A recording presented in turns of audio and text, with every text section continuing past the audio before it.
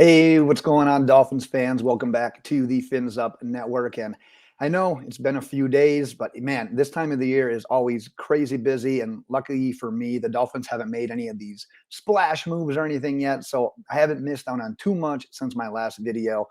But I did want to get caught up a little bit. I wanted you to know I'm still alive, still kicking. But going over today, we're basically a week through since free agency has been open, with the legal tampering starting last Monday, recording this on Sunday. So just an overview of what the Dolphins have done so far, what's still available at some positions of need. So let's just jump into it right away, because I've got on the scroll there the moves that the team has either signed or re-signed, franchise tagged. And there's a couple of things that stand out.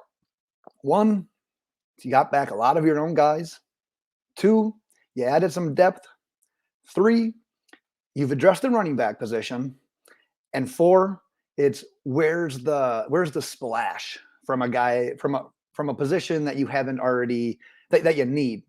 Let me get right to it. The offensive line. Where's the splash? Because right now, probably outside of any of your own guys, the biggest splash the Dolphins have made is Connor Williams, which is great, which is fine. And I'm going to get to why that this is great and fine in a little bit here, but let's just spend a second on him, because so far he's played left guard in the NFL. However, based on how remaining signings go with the tackles, with additional guards, he can provide a little bit of flexibility there. So you've got him at left guard, or you can move him to tackle. You can kick another guy inside. You can move Robert Hunt out to tackle. You can keep him at guard.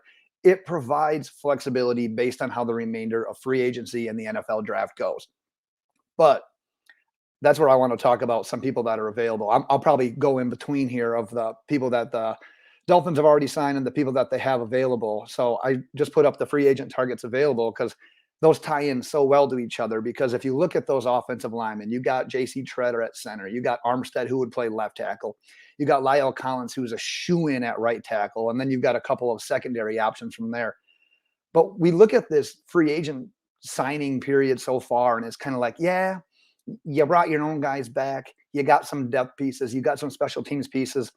But where are these difference makers? You got the most money to spend in free agency. Where are the difference makers? And it all was going to be based on, where did Deshaun Watson end up? What does Terron Armstead do? And then how do the pieces fall at tackle after that? So right now, the hot rumor is Miami's all in on Terron Armstead, and they're basically telling these other secondary options, wait and see. Because if we get Armstead, probably going to be a little light on you. But if we miss out on Armstead, we're going to be in play for La'el Collins. We're going to be in play potentially for a guy like Trent Brown. But I don't. I get a little stuck on that one, because the whole idea of Terron Armstead being the one that this is based off of scares me a little bit, because of all of the games that he's missed. Well, you look at a guy. I've got Morgan Moses written down. That's the guy that I wanted at tackle. And no, he's not on the level of Terron Armstead, but at the same time, he's available. The dude's missed like one game his entire NFL career. Super available, but the holdup of waiting for Terron Armstead, it's you miss out on a guy like Morgan Moses. You miss out on a James Daniels. You miss out on, well, I shouldn't say Ryan Jensen, because he got zapped before everything and started up here. But the more you go and the more you let a La'el Collins take visits to a place like Cincinnati, he's rumored to potentially be in line for the Patriots as well. Basing everything on one guy and losing out on these other guys is a pretty dicey way to go about it, especially if that one guy is Terron Armstead, who's had these injury concerns and history throughout his NFL career. So there's a couple of options there as well. I want to go back to the guys the Dolphins have signed, because if you look at kind of the overview of like what's the position they hit on, it was running back. They were aggressive early. One of the first signings from legal tampering was Chase Edmonds. And it was like, okay, well, we'll see what the Dolphins do from then on and moving forward. And then it's, oh, hey, we have Raheem Mostert. So now it's like you have your 1A and your 1B guy. And I still don't rule out the idea of the Dolphins drafting a running back at some point. But the idea of them taking one in the first or second round now seems a lot more distant than it did prior to this last week. But obviously, Bridgewater, a good, solid, quality depth guy behind Tua. We know that we need a quality backup quarterback. The elephants in the room in free agency when you're talking about in-house guys, Mike Gesicki, Emmanuel Ogbah, they did what they had to do. They actually did the preferred method, at least in my opinion. You franchise Gesicki, see how he does in the 1 year with Mike McDaniel.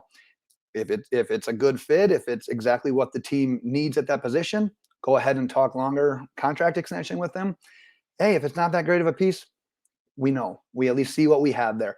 And with Ogbah, came as a surprise to me. I really thought maybe they'd let him walk, but at the same time, now you've got one of your most consistent edge rushers, not only at getting to the quarterback and finishing, but setting that edge. And everyone, one of the people that left a comment brought up something I failed to mention last time I talked about him.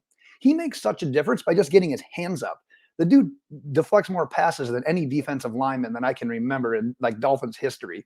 So that can't be understated by itself either. But a lot of good outside of that. It's depth. It's the special teams guys. It's nothing that we're going to get overly excited about.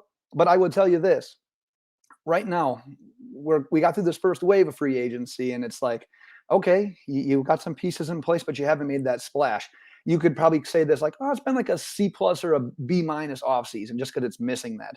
But I'm hesitating. I don't want to do the whole grading thing because honestly, if you could add, look at two guys, if you could add La'el Collins and J.C. Tretter, tell me you wouldn't think that this is an A offseason. Because I think you'd be lying to yourself because you'd hit the depth. You address the running back position. You brought your own guys back and you fix the offensive line. So that could immediately just jack up that grade. But I think it